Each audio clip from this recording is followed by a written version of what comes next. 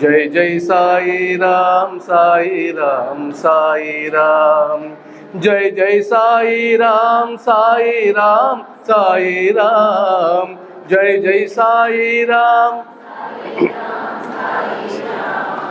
జై జై సాయి రామ్ సాయి రామ్ సాయి రామ్, జై జై సాయి రామ్ సాయి రామ్ సాయి రామ్.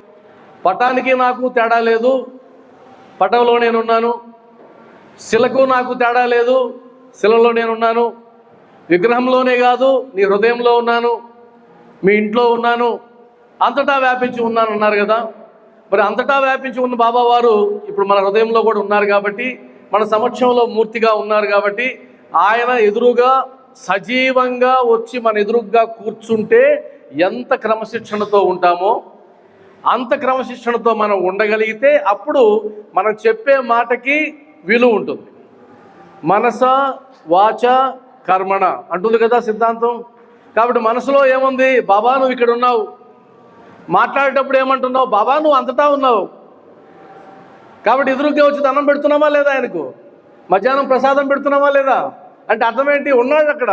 మరి ఉన్నప్పుడు ఎంత క్రమశిక్షణగా మనం ఉండాలో అంతలాగా ఉండాలని కోరుకుంటూ ఉన్నా. గురుని శిక్ష లేక గురు తెట్లు కలుగునో, గురుని శిక్ష లేక గురు తెట్లు కలుగునో, అజునకైన వాని అబ్బకైనా, తాళపు చెవి లేక తలుపెట్టులూడునో, తాళపు చెవి లేక తలుపెట్టులూడునో, విశ్వదాభిరామ వినురవేమా,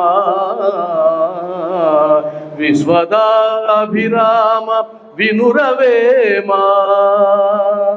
ఇది మనందరికీ తెలిసినటువంటి పద్యం. గురువు యొక్క శిక్షణ కేవలం మానవ మాత్రులు మనకే కాదు, పరబ్రహ్మ స్వరూపానికైనా అజునకైనా వారి అబ్బకైనా. అజుడు అంటే బ్రహ్మదేవుడు, ఆయన అబ్బ అంటే విష్ణుమూర్తి. ఆయనకైనా తప్పదు గురువు అన్నప్పుడు మానవ దేహంతో వచ్చినటువంటి రాముడు గురు శుశ్రూష చేశాడు, కృష్ణుడు గురు శుశ్రూష చేశాడు, గురువుకి సేవ చేశాడు, కట్టెలు మోశాడు, చాకిరీ చేశాడు, అంత జ్ఞానాన్ని సంపాదించాడు. ఎందుకు అంటే గురువే పరబ్రహ్మ స్వరూపం, గురువుకి మించిన వాళ్ళు ఎవ్వరు కూడా లేరు. ఎందుకంటే ఇది మనం చెప్పేది కాదు, గురువు అనే పదమే అది. గురువు అనే పదానికి ఇంకొక పదం ఉంది, దాని పేరు లఘువు. లఘువు గురువు. లఘువు అంటే చిన్న, గురువు అంటే చెప్పండి పెద్ద. పెద్ద అంటే ఏ పెద్ద, పెద్ద అంటే ఇంక అంతమించి పెద్ద లేదు. పెద్ద అంటే పెద్ద అంతే. ఒకవైపు పెద్ద అన్న తర్వాత దానికంటే పెద్ద అనే పదాన్ని వాడడానికి వీలు లేదు. పెద్ద అంటే పెద్ద అయిపోయింది అంతే ఇంకా. కాబట్టి గురువు. అదృష్టం కొద్దీ మనం ఆ గురువు పాదాలు పట్టుకున్నాం. అయితే ఆ గురువు పాదాలు ఏ ఉద్దేశంతో పెట్టుకున్నాం, ఏ ఉద్దేశంతో ఆయన ఆశ్రయించాం, ఆ ఉద్దేశం నెరవేరుతోందా, లక్ష్యం సాధించగలిగామా, ఆ లక్ష్య సాధనలో ఎంత దూరం వచ్చాం, ఇంకెంత దూరం మిగిలింది, మనకెంత దూరం మిగిలింది, మనకెంత ఆయుష్ ఉంది, ఇవన్నీ లెక్కలు వేసుకుంటే ఉంటేనే అది బాగా జరుగుతుంది. ఉదాహరణకి పెద్దవాళ్ళు చాలామంది ఉన్నారు, లెక్క వేసేటప్పుడు రైతులు కానీ వ్యాపారస్తులు కానీ 1, 2, 3, 4 అనం.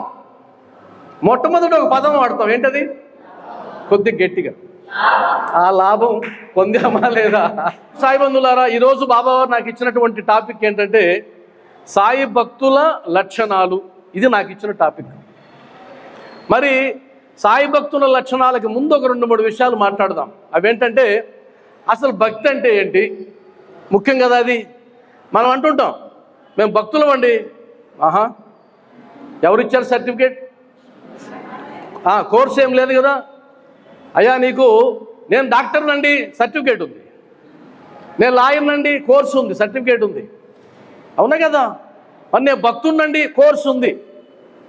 ఆ కోర్సు ఉందని తెలుసుకోవడమే విషయం. కాబట్టి భక్తుడు అనడానికి ఏదో కొన్ని ఉన్నాయి ప్రామాణికాలు. ఆ ప్రామాణికాలకి సంబంధించి ఆ క్వాలిఫికేషన్ నేను సాధిస్తే మానసికంగా ఆలోచనల రూపంలో అప్పుడు నేను అనుకోవచ్చు నేను భక్తుణ్ణి.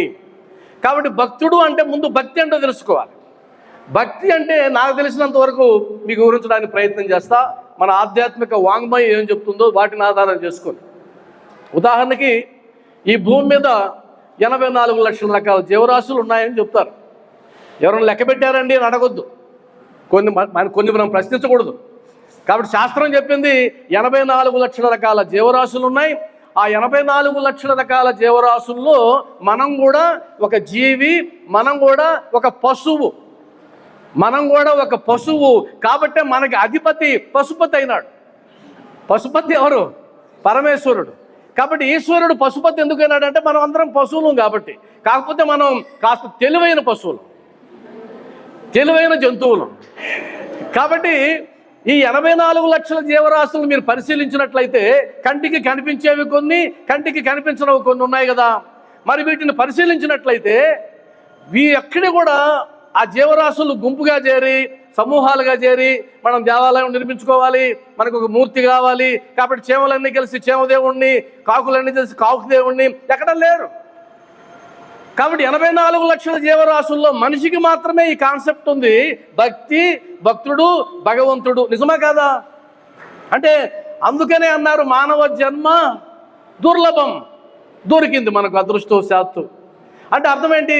ఈ 84 లక్షల రకాల జీవరాశుల్లోకి కూడా మనం వెళ్ళాం, ఆ దేహాలు కూడా ధరించాం, ఆ దేహాలలో కూడా తిరిగాం, ఆ దేహాలతో పెళ్లి చేసుకున్నాం, ఆ దేహాలతో పిల్లల్ని కన్నాం, ఆ దేహాలతో సంసారం నడిపాం. కావాలంటే ఎలా అండి మీరు చెప్తారంటే చూడండి, ఏ జీవరాశులు అయితే ముఖ్యంగా మీరు గమనిస్తాయో ఆ లక్షణాలన్నీ మనలో కూడా ఉంటాయి. ఉంటాయా ఉండవా? నక్క బుద్ధి ఉండదా? మీరు వెళ్ళలేదు ఎప్పుడు? నక్క బుద్ధి అండి వాడిది. నక్క ఎక్కడి నుంచి వచ్చింది బుద్ధి? అంతకుముందు నక్క, కుక్క బుద్ధి, ఆ పదాలు మనమే వాడతాం. నక్క బుద్ధి, కక్క బుద్ధి, వీడు కాకండి అంటాడు. అంటే రకరకాలు. వీడు నల్లండి కుట్టెళ్ళిపోతాడు అంటాడు. అంటే అర్థం ఏంటి? ఆ రకరకాల స్వభావాలన్నీ కూడా మనం అనుభవించేసి చివరి జన్మగా ఇక్కడికి వచ్చాం. ఇక్కడి నుంచి ఇక మరలా తిరిగే గమనం లేదు, మరలా ఇంకొక ఉపాధి నాకు అవసరం లేదు, మరలా ఆ చీమగా, దోమగా, నల్లిగా, పందిగా అవసరం లేదు అనేటువంటి విచక్షణ వచ్చిన తర్వాత ఇప్పుడు మనిషిగా మనం నిర్ణయించుకున్నాం, దేవుడా తెలుసో తెలియకో ఎన్ని జన్మలు ఎత్తానో నాకు తెలియదు, కానీ ఇప్పుడు మాత్రం చివరి జన్మకు వచ్చాను, అదృష్టం కొద్దీ ఇక జన్మ ఎత్తను, ఇది నాకు చివరి జన్మ కావాలి. ఆ చివరి జన్మ కావాలి అంటే ఆ చివరి జన్మగా నన్ను నేను తీర్చిదిద్దుకోవడానికి ఏదైతే అవసరమో ఆ జ్ఞానమంతా నాకు అవసరం. అలా నేను ప్రవర్తించాలి, అదంతా నేర్చుకోవాలి, అవపోసన పట్టాలి, సాధన చేయాలి. నేను ఈ అల్పాయుష్కు ఏదైతే అల్పాయుష్షు అండర్లైన్, అల్పాయుష్ అంటే భగవంతుడు ఇచ్చింది ఎంత? ఎన్ని సంవత్సరాలు ఇచ్చాడు ఆయుష్? 100 ఇచ్చాడు కదా. శతాయుష్మాన్ భవ స్వామి కూడా చెప్తాడు. ఆ శతాయుష్లో చాలా ఉష్షులు వెళ్ళిపోయినాయి, చాలా ఉష్ అయిపోయినాయి. మనం స్వతహాగా కష్టపడి సంపాదించి తగ్గించేసుకున్నాం జీవన ప్రమాణాన్ని. భారతదేశం యొక్క ఆయు ప్రమాణం ఎంత అంటే లెక్కలు కడితే 70 సంవత్సరాలు, ఆడవాళ్ళకైతే 71 సంవత్సరాలు.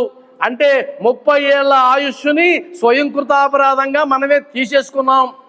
ఈ 70 ఏళ్లలో కూడా అదృష్టవశాత్తు వచ్చే షుగర్ వ్యాధులు, అదృష్టవశాత్తు వచ్చే బీపీలు, అదృష్టవశాత్తు వచ్చే క్యాన్సర్లు, ఇవన్నీ కూడా మనకు బోనసులు ఇచ్చాడు భగవంతుడే రకరకాల క్రిమి రూపంలో.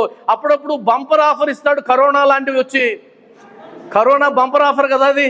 మరి ఆ బంపర్ ఆఫర్ వచ్చినటువన్నీ కూడా అవేం చేస్తున్నాయి? ఈ ఆయుష్ని తీసేసుకుంటూ వెళ్ళిపోతున్నాయి. కాబట్టి ఇప్పుడు ఎవరైనా ఎంతకాలం జీవిస్తారన్నది అదో పెద్ద క్వశ్చన్ మార్క్. రాత్రి పువ్వు తిన్నాడు, టీవీ చూశాడు, నిద్ర లేపుదామంటే లేలా. ఏమైంది? అయిపోయింది. ఎందుకు అయిపోయింది? టైం అయిపోయిందని మనం అంటున్నాం, కానీ టైం ఇచ్చాడు ఆయన 100 ఏళ్ళు. అబద్ధం చెప్పడు దేవుడు ఎప్పుడు. నేను దానికి ఒప్పుకోను, నా సిద్ధాంతాన్ని నేను పూర్తి వ్యతిరేకిని. కాకపోతే దానికి సంబంధించి కర్మ సిద్ధాంతం ఒకటి ఉంది, నువ్వు చేసుకున్న పాప పుణ్యాలు కొన్ని ఉన్నాయి, ఇవన్నీ అప్లై అవుతాయి, అది వేరే విషయం. అంటే మనకు అడ్వర్టైజ్మెంట్లు వస్తుంటాయి చూడండి, ఇప్పుడు సంక్రాంతి ఆఫర్లు వచ్చాయని చెప్పి నీకు 1,80,000 రూపాయలు తగ్గుతుందండి కారుకి అంటాడు. అంతా చెప్పిన తర్వాత చివరిలో ఒక మాట అంటాడు, కండిషన్స్ అప్లై. కాబట్టి భగవంతుడు కూడా నీకు 100 ఇచ్చాను అని చివరిలో కండిషన్స్ అప్లై అన్నాడు. ఆ కండిషన్స్ ఇప్పుడు మాట్లాడుకోవాలి మనం. ఇప్పుడు వాటి గురించి మాట్లాడుకోవడానికి ఇప్పుడు వచ్చింది ఇక్కడ. ఇప్పుడు నేను మాట్లాడే ప్రతి మాట కండిషన్స్ అప్లై. ఎందుకు? ఈ జన్మ చివరి జన్మ కావాలంటే, ఈ జన్మలోనే ముక్తి మోక్షం సంపాదించాలంటే, ఈ జన్మలోనే జీవి యొక్క లక్షణాలైనటువంటి సంపాదించవలసినటువంటి ఆనందం ప్రశాంతత సంతృప్తి పొందాలంటే కండిషన్స్ ఉన్నాయి, అవి అప్లై అవుతాయి. ఆ కండిషన్స్ని చెప్పడానికి ఈ భూమి మీదకి వచ్చిన మహా అవతారం షిరిడి సాయిబాబా. ఆయన రావడమే కాదు ఆ కండిషన్స్ అన్నిటినీ కలిపి ఒక గ్రంథంలో ఇచ్చాడు. దాని పేరు Sai Satcharitra. Sai Satcharitra is equal to conditions. నాయనా, నువ్వు ఇలా ప్రవర్తించినట్లయితే, ఇలా ఉన్నట్లయితే కనుక నువ్వు సులభంగా ఈ జీవిత లక్ష్యాన్ని చేరగలవు, ఇంకొక జన్మ నీకు లేదు. పునరపి మరణం పునరపి జననం పునరపి మరణం పునరపి జననం పునరపి జననీ జఠరే శయనం. మరలా అమ్మ గర్భంలో, అమ్మ అంటే మనిషి అనే కాదు, అన్ని రకాల అమ్మలు, అమ్మ గర్భంలో మరలా పుట్టడం నాకు ఇష్టం లేదండి. కాబట్టి ఈ సంసారాన్ని ఇక్కడే నేను పూర్తి చేసుకోవాలి, మరొక అవకాశం లేదు అనడానికి ఈరోజు మనం ఇక్కడ మాట్లాడుకుంటున్నాం సాయి బంధువులారా.